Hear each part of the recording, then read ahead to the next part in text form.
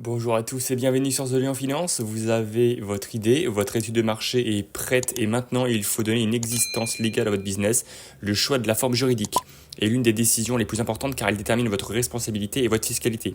Aujourd'hui, on va décortiquer les deux statuts les plus populaires pour se lancer seuls, l'auto-entreprise et la SASU. Comprendre leurs différences, c'est choisir la bonne fondation pour votre croissance. La forme juridique est le cadre légal de votre activité. Elle répond à 3 questions. Votre responsabilité, êtes-vous responsable sur votre patrimoine personnel en cas de dette?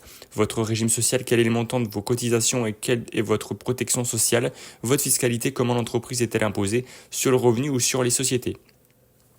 Le choix se fait en fonction de votre chiffre d'affaires prévisionnel, de votre besoin de protection et de votre volonté de grandir.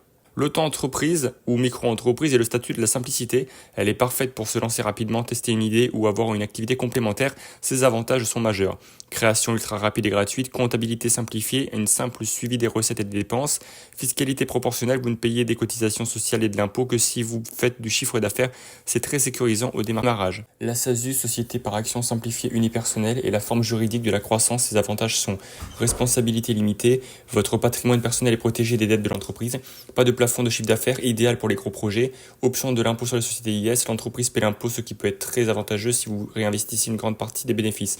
La contrepartie à la complexité, la démarche de création sont plus lourdes, la comptabilité est plus rigoureuse et les cotisations sociales sont plus élevées. Le facteur qui doit vraiment guider votre choix, c'est la déduction des charges.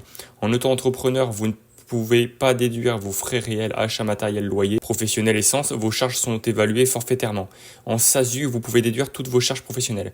Si vos dépenses professionnelles sont très importantes, l'achat de stock ou matériel cher et de loyer, la SASU sera presque toujours plus avantageuse fiscalement car vous réduisez la base imposable de l'entreprise. Le chemin le plus classique est de commencer en auto-entreprise pour la rapidité et la sécurité des faibles charges sociales. Une fois que votre activité prend de l'ampleur, que vous approchez du plafond de chiffre d'affaires et surtout que vos charges professionnelles deviennent importantes, il est temps de switcher vers la SASU.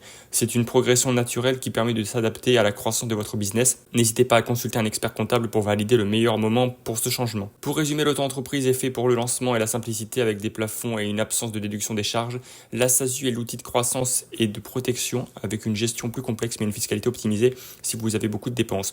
Le bon choix est celui qui correspond à la taille de vos besoins et de votre projet. Si cette vidéo vous a aidé à choisir vos fondations, n'oubliez pas de laisser un pouce bleu, de vous abonner, de commenter, de partager et de vous abonner à la chaîne YouTube The Lion Finance. Allez, peace.